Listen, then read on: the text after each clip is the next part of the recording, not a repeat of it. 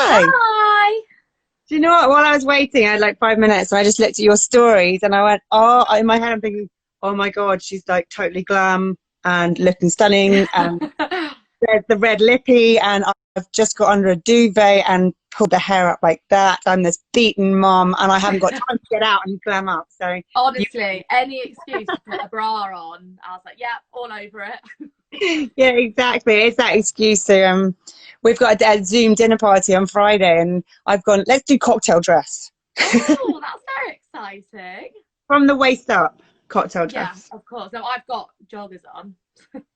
No, that's the fun bit, isn't it? Going, that's, Yeah, party up top. yeah, exactly. How are you doing? Yeah, I'm doing okay. I feel like I'm getting a little bit bored Mm. now, but yeah, on the whole, okay. What about you? How's the brood? Yeah, yeah.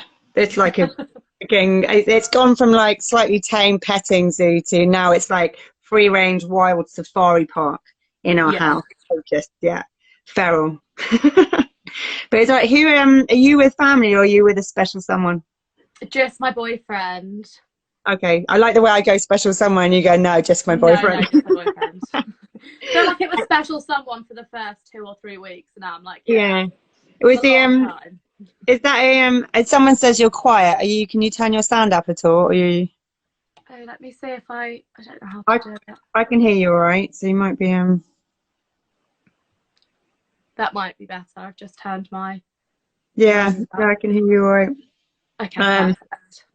Perfect. So the special boyfriend slash just your boyfriend, has he been around a while, or are you one of those, fuck it, we've been seeing each other for 3 months, so let's just throw ourselves in the deep end in No, isolation? I mean, I feel like that's a very brave decision, but we've actually Yeah. been together for like 4.5 years, so we're pretty well versed in each other's company at this point.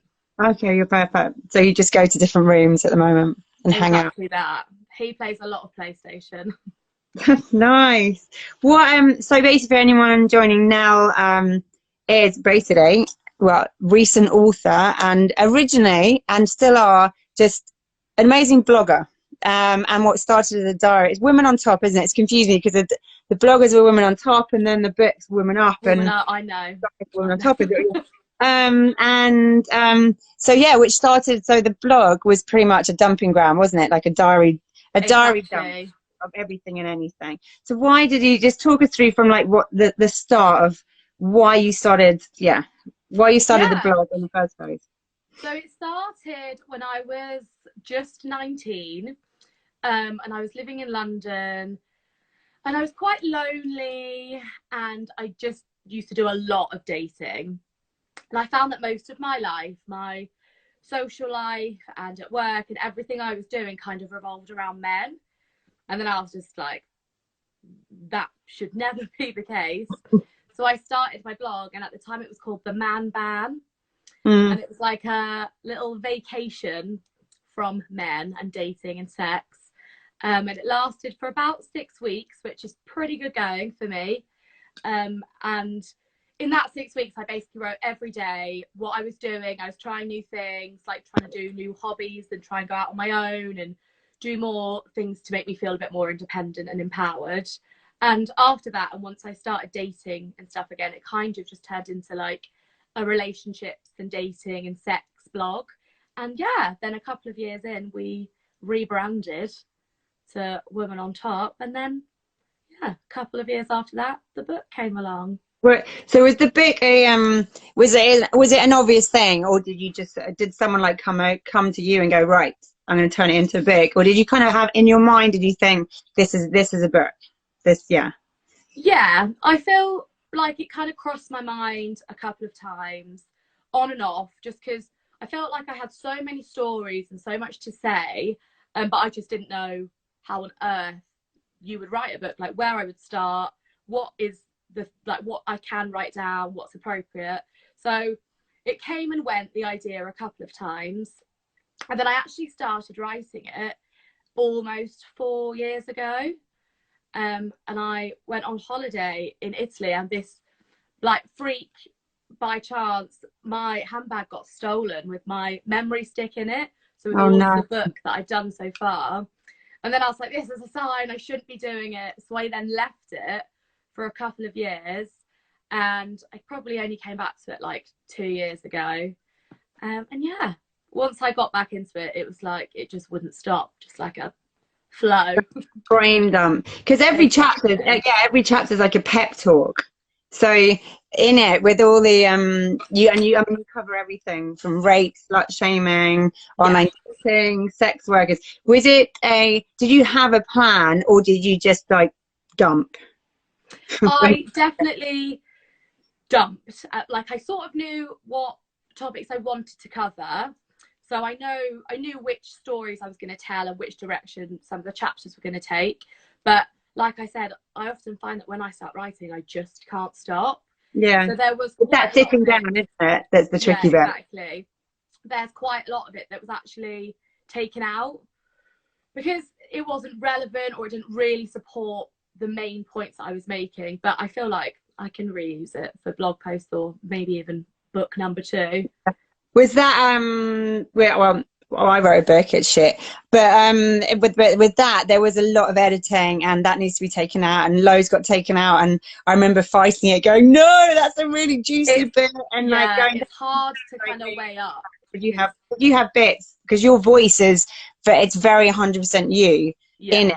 Did you fight a bit in the edit to go, that's not kind of the sound, and that's not right, and why are you taking that bit out? Yeah, it took me like I finished the book like a year ago, like finished writing it, and the editing took me a full year, just because there's so much, like you said, there's so many. It went off to be proofread and edited and stuff, and when it came back to me, I read it so many times, and every single time I reread it, I changed something. So it kind of got to the point where I was like, I actually need to stop making changes. Like, other people are telling me it's fine, so it's fine. But no, definitely there were loads of bits that I loved and I wanted to keep in, but there were stories that, like I said, didn't necessarily support some of my points, and I feel like I was almost keeping them in because I knew that my friends would read it and they would love it, but to anyone else and to complete strangers, it's probably not that funny. Probably you had to be there kind of thing. Yeah. So just we've launched into that, but actually explain the book, explain the whole premise, the premise behind it, and like who the audience would be, like who you've aimed it at. No, of course. So I would say I always find it really difficult to explain, because I think it's sort of part memoir, part funny feminist rant. So it's essentially points about generationally how we view certain things, mostly to do with sex and feminism, and then how I have had direct reactions to that. So anecdotes that I've experienced, or research and stuff that I've done around it. So like you said, there's loads of covers like slut shaming, rape culture, like feminism as a whole. I kind of just put the things that I feel really passionately about, and I talk about all the time on my blog and on Instagram, and at the pub and in person, and just kind of grew those ideas and backed them up with stories from my past and my friends' past, just to kind of make it a full learning circle. And regarding like target audience, when I was originally going down the publishing route and reaching out to agents and publishers and stuff, I got asked this question all the time, and I just don't know, because I don't want to sound cliched, but I do feel like it can appeal to everyone, because I feel like for younger generations it's a bit of a like life lessons book, and it's almost like I've done it so you can read it and you don't have to make all the stupid mistakes that I've made. And for people of my sort of age, then it's kind of something that they can relate to and read and think, thank God, like someone else has done that, and that's okay. It's okay to think like that, it's okay to feel like that. And then for the older generations, I feel like maybe it's a good window or an insight into like how 20 somethings are in the 21st century. Yeah, because actually it's like I'm 42, and I look, a lot of our members and a lot of our events, and we talk about it in the office, and the difference between when I was in my 20s, early 20s, and it was so different. It was just complete double standards of how men could behave and how women could behave. And it's, you know, you look now and I look at a lot of the 20-year-olds and they don't know much difference, and the way they behave, and they're just open in their sexuality. But there's still, I think there still is the slut, there still is the slut, you know, the slut shaming 100% goes on, and especially with, you know, girls wanting to explore their sexuality. So what you might, you know, you probably get people, you know, girls coming to you for advice, and, you know, go, well, how, you know, this is happening and that. I mean, what advice would you give to go? And but also boys, what advice would you give to both, you know, young girls and young boys in their 20s, you know, when they want to explore?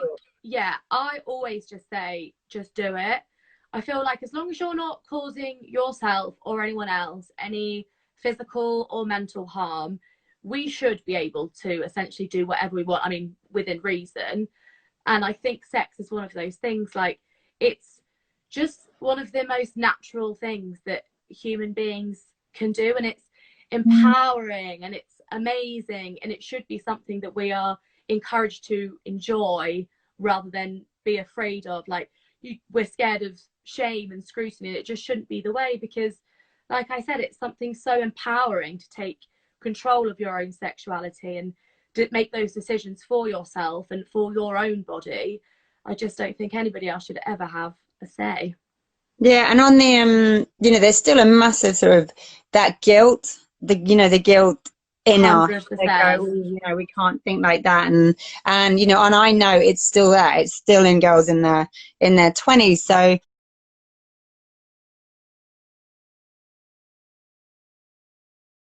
you know, advice for that, on the kind of just overriding that.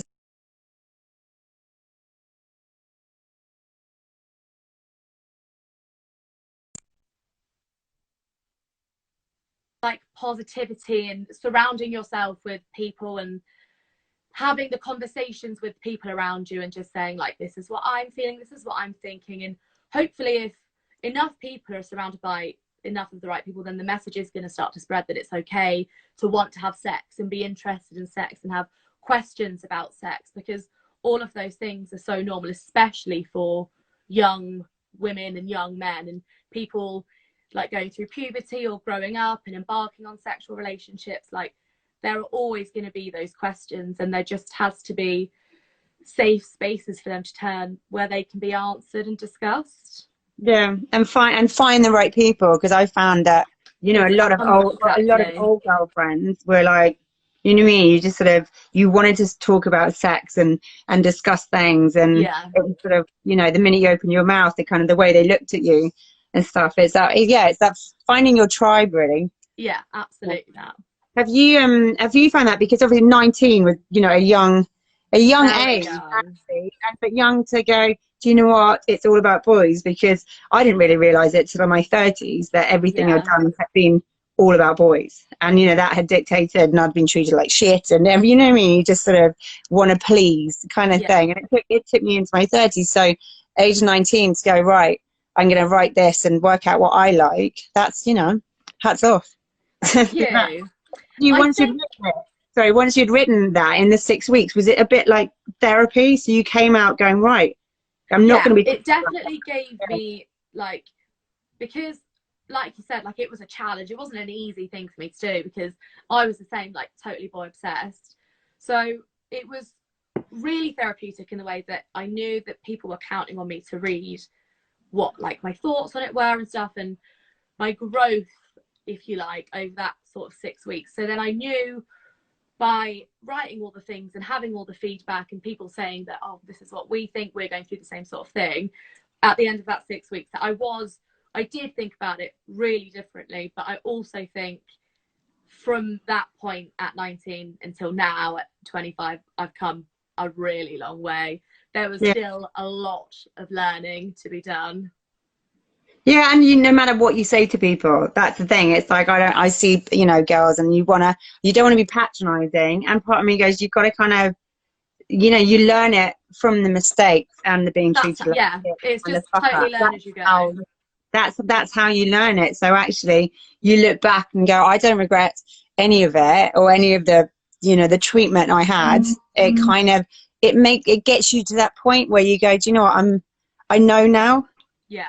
And and actually now I've got 3 kids and I'm married and I couldn't give a shit about being naked. Whereas, you know, when I was KK when I was 25, I was the most insecure. I didn't want to be naked in front of anyone, and I was single and could have got naked. But I'm like the irony. Um, the in the book, is there, if you had to pick like one lesson, like one major lesson in it, in a chapter, which one? Which one would you talk about? Oh, this is such a difficult question. I'm gonna say, the sex positive angle, because I also feel like that is a bit of an umbrella for quite a lot of the other issues, like slut shaming in sex education and that kind of thing. Because, like I've said, and like you can probably see, I feel really passionately about sex positivity and people owning their sexuality and talking about sex like it's normal and having sex like it's normal, because it is. And I think all of those things kind of like they waterfall down from that. Once we've got that in our heads and we're normalizing sex, then the things like slut shaming and rape culture, they're inevitably going to dry out. So I feel like that's what we need to be pushing for, really, and having those conversations all the time, talking to people about it so they know that it's okay to talk to other people about it, and just spreading the word that it's okay. Do you find, because I found, you know, since, well, I must have launched KK about your age, so when I was 25, and it suddenly was like, as soon as people knew what you do, it was as if you're their therapist. And it was oh my God, suddenly, I still now, every time I'm out, I meet people for the first time, and suddenly I get all their relationship issues and everything. They're like, oh my God, I can't believe I'm telling you this and that and that. And it's just sort of, it's that, and I'm like, well, this is how it should be. Yeah. You know? Yeah. 100%. I can't tell you how many times I've been at my local pub and there's been girls in the toilet. They're like, oh, we wish we could have your confidence and be how you are about sex. I'm just like, well, why don't you? Yeah. And like all the time in my DMs on Instagram and stuff as well, people just saying, give us tips, like tell us how to do this. And I just feel like everybody has the power to do those things. Yeah. Just a little bit of, it's just like self-learning, isn't it? And it's awkward and difficult to make that first move and start deciding to love yourself or talk about something that you feel uncomfortable about. But as soon as you've done that first difficult step, it's all just going to get easier. People are going to respect you for it. So why not? Yeah, that's the thing. As soon as you open your mouth and discuss that, as soon as people around you start chatting about it too, you're just like, oh, exactly. no one's acting like I'm a freak. Yeah, and whether or not you get the reaction that you wanted, whatever that may be, people are listening to you and they're taking in what you've said, and you're then giving them food for thought. Because I know that when I watch and listen to things that I don't necessarily agree with, I think about them and I research them, and then those things become sort of part of an internal debate. And you know, then that's exactly what that person or that page or that article, that's what they want. They want to get inside your head, get you thinking about things that you wouldn't necessarily be thinking about, and potentially change your point of view. Yeah, and you're a big feminist, and in the book it comes and it's something, the whole feminist like label is something that I battle with for years, and that because it had such a bad, you know, 15 years ago, a decade ago, it had a really bad, you know, label. It's only been probably the last 2-3 years that I'm like, yeah, actually, you know, I'll take the label. But in that, how important to you is that part of the book and coming across, and what being a feminist and feminism, I mean, what does it mean to you? Like, what would you describe it as? So I feel like you said, I think feminism as a whole does get a lot of bad press, and like you said, I think it's because throughout like the 70s and the 80s and the growth of feminism and that big like initial feminist boom, there were so many like extremists and extreme and radical views that I find that it's quite hard to shake things like that, because I mean, it's like bad publicity, isn't it? Like you can't get rid of it. That's what people are going to think of first when they think of feminism. So that's why I put it in my book, because I've learned so for example, when I started the man ban, I would never have said that I was a feminist. I read back on some of my articles and I just cringe because I would never say those things now. I was so bad, so slut shamey and judgy. And I just feel like feminism it's so important and everybody benefits. And that's why I felt like I had to put it in the book. I write about it all the time on my Instagram and on my blog. I just feel like feminism is so much more than women not shaving their legs and burning their bras and protesting. It's equality, essentially. That's the end goal, isn't it? But it just encompasses so much. I feel like intersectional feminism specifically is for fighting for, you know, women of all shapes and sizes and colours and genders and sexual orientation and religion. It's just for all women. And like I said, we can't not benefit from it. Men as well. I just think it just really needs to be a worldwide phenomenon. And I feel as if people just did their research about it a little bit better, then they would understand that it's just so tarnished at the moment, which is why I feel like from a young woman's perspective, I think it's important to talk about. I want my followers to ask me questions if they've got any about feminism and what it is to be a feminist. And hopefully, like I keep saying, it's just one of those messages that we have to change the way people see it. And it's the branding, it's the marketing. Exactly. It's the marketing of it. And I have this argument with people. It's like with guys, and I'm like, you're as much a feminist as I am, because I'm like, do you think that we should have equal rights and, you know, have the same pay and be able to do the same jobs and be financially free and be able to have one night stands and explore sexuality? And they go, yeah, completely. I'm like, well, you're a feminist.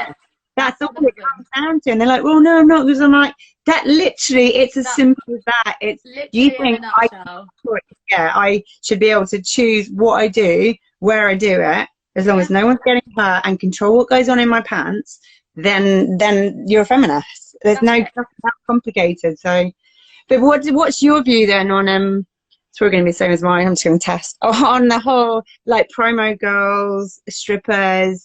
That because there's been there's been a certain section of the feminist world saying that, like, as long as you're doing what you want to do, and like I said at the beginning, and you're not causing harm to anyone, you should absolutely be able to do that. I'm all for legalizing sex work. I think it's, you know, a hugely profitable and amazing industry. It's very empowering for so many women.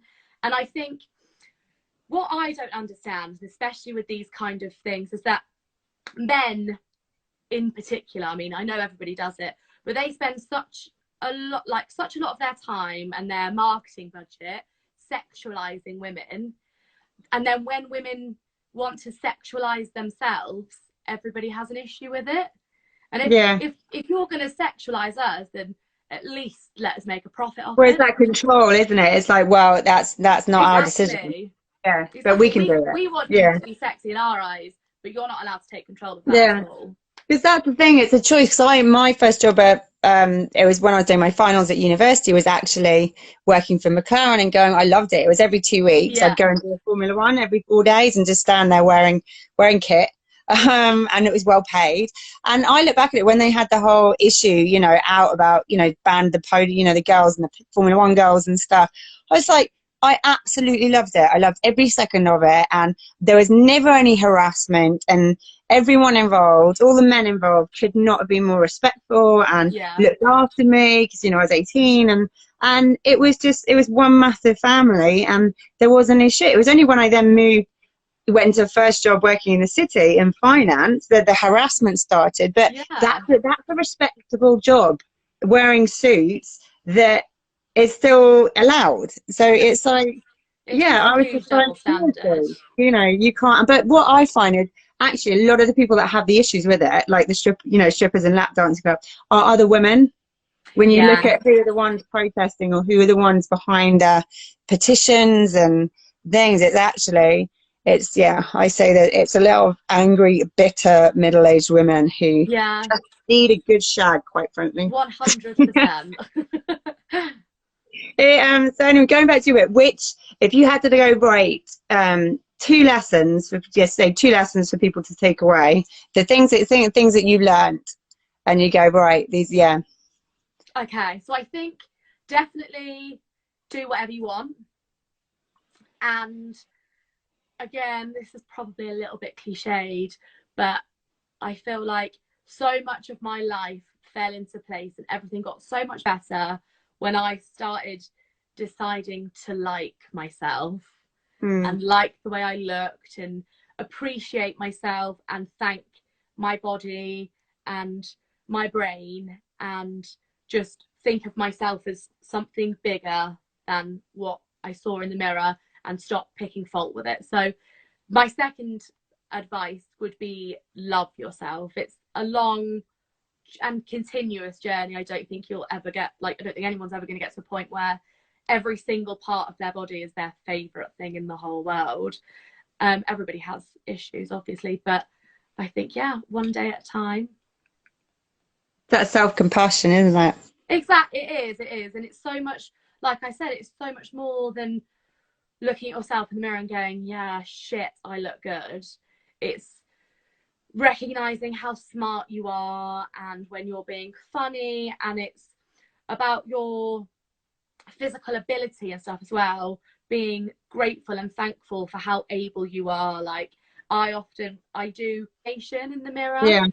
and so yeah, sometimes it's like, yes, my hair looks amazing, and sometimes it's like, do you know what, I've had such a long day and I've been on my feet all day, and thank God I can do that, thank God I'm able to do that, and it gives, my body is giving me that, like I'm in that position because of what my body's done for me. It is funny. It's something I've done it since I was little without even knowing. Is every day just be grateful for something and say thank you. It's kind of, I was like at a church school and I'd pray and just say, you know, thank you for this and thank you for that. But it got me in a habit of every day going, well, what am I grateful for? It's funny. It's like, you know, when you just get a habit. It's like since I was 8, it's just something that, you know, I go to bed at night and I'll go, well, I'm thanking, it could be the shittest day, and I'll be like, well, thank you for this and that. And no matter how shit your day's been, or even in the morning when you wake up and you haven't slept and the kids are over, it's just sort of the minute you change or put your mind into that, right, I've got to find one thing that I'm thankful for. It might even just be being able to breathe on a really bad day, but there's always something, isn't it? Your mindset. Someone just asked do you have any tips on how to encourage your tribe to be more open and have sex positive conversations and be accepting of your openness? I think explain it to them. I think explain to them what sex positivity is and why it's necessary to talk about it. And then just say, like, I feel like this is what I want to talk about today. I want to talk about masturbation or my one night stand or going out and meeting new people and having more sex, because I feel like it's a normal thing to do, and I feel like we should be able to discuss it as a like healthy conversation topic. Yeah. But also, so what one lesson I've learned is that you need different tribes, you need different groups and different things. And I have some school friends that I never really, that sort of didn't really get it when I started KK, and it just sort of, but I found other groups and other people that did get it, and you sort of, so when I'm with the different groups, it's just different things that are discussed. In the same way people put too much expectation on your boyfriend or your husband to tick every single box, that but actually you go, do you know what, I'm not going to be able to do that with him or discuss that with him, but I've got this group of friends that I talk about this to, I've got this lot that I play sport with, and I've got this crazy lot that literally we talk about every kind of sex toy and everything in graphic detail. So it's that if you're not getting my advice would be, if you're not getting the response from your tribe, or you're feeling like you're the weirdo, is go out and find another tribe that's your sex tribe. And I also feel like that's where the internet comes in really, like really amazing. I feel like I've got so many friends on Instagram I've never met in person. They're just people that share really similar views, like post similar things, and we've just connected via that. Obviously you have to be careful who you speak to online, but there are like, you just do your research, because there's so many people out there, and most of them are so willing to have that conversation, that I feel like you can make your own little tribe from people like that. It's constantly, I'm constantly growing and constantly evolving. So there's always, I'm always looking for people that I click with and go, well, they're great, you know, at the moment and now, and they just sort of, there's just this constant kind of cycle. I've got the old, you know, lot, but there's just new people and new brains and new minds that are just sort of, yeah, exactly. And you're always going to have new questions and always new learn topics to tackle, and there are always going to be people better suited to that specific topic. Yeah, and just always, I always say, just be curious. Always be curious. Go out, look up, look around all you. the questions. Ask the questions. Just poke. Question. Yeah. But what it says? Can you be the same person to every child? No, I'm just ask that. Yeah. Do you know what? I think you can be the same person. You're going to get some different reactions. So you just know when to hold back. You don't pretend to do something else. I just wouldn't go into graphic masturbating detail with with certain people. Yeah, with certain I feel like I am that person for most of my friends, my girlfriends and my male friends. But obviously, like you said, I feel like I'm super close with, say, my cousins, but I wouldn't go into huge amount of detail, like you said, about all of my, like some of them maybe, but not all of them, about all my sex toys and about all the sex me and my boyfriend are having. But say with my best like group of girlfriends, I absolutely would. I talk about it all the time. Exactly, but I think also the older you get, the less of the filter you have. And I know my direct, and I just say it, and I'll say it, and if people are like that, then it's just, you know what I mean? It's just there, then. This is who I am. You're talking about sex. It's the most natural thing out there. We're all animals. So if you're going to get offended by it, then maybe I don't want you in one of my tribes. Quite exactly. So, cool. Well, listen, it's been great talking to you. Does anyone have any last minute questions for now? We've got, I think it's on one of our posts, or Ellie, our digital guru who's listening at the moment, we'll probably put it out there, but we've got a deal for Nell's book if anyone discount code. And just stalk her, message her, ask her any questions. Oh, hang on, someone's just last question, hang on. Ooh, it's really tricky doing this, hang on. If I'm interested in exploring my sexuality with a same-sex individual but don't have a romantic interest, how do I even start to approach girls? Come to a KK party. Yeah, what great advice. I feel like I can't really give advice from like personal perspective just because I haven't been in that situation. But I will say there's a woman on Instagram called Molly Margaret. Her handle is What's Wrong with Molly Margaret, and she answers all of those kind of questions all the time. She's queer and she's amazing. She does really great sex positive stuff, so you should definitely check her out. Nice. Cool. And there are lots of, get into some chat groups, get into some community groups of women who are in exactly the same boat, and then it just sort of goes from there. It's like a stepping stone. But anyway, thank you very much.